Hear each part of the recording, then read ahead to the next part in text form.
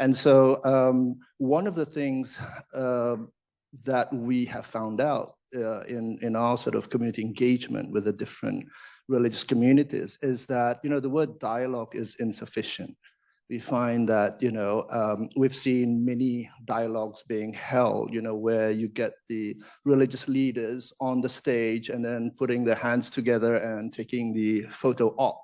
I mean, that is the sort of stereotypical, idea of an interfaith dialogue. So what we have thought of is that maybe dialogue is not enough. So we tend to think now in terms of dialogue in action.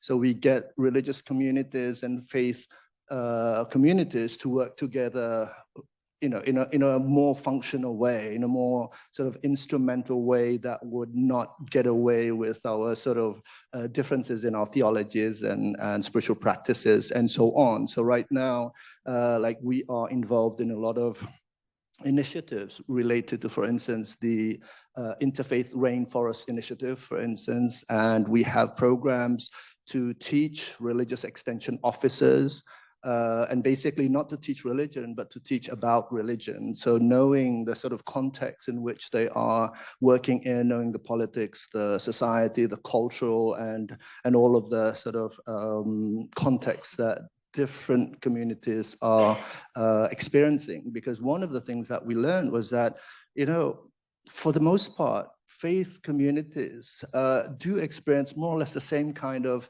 issues. So we've got a program on, for instance, religion and the internet. And we've confirmed that many of our religious communities are facing more or less the same kind of problems, the sort of echo chamber effect and the marginalization of minority groups, both offline as well as online, reflected in the social media and so on and so forth.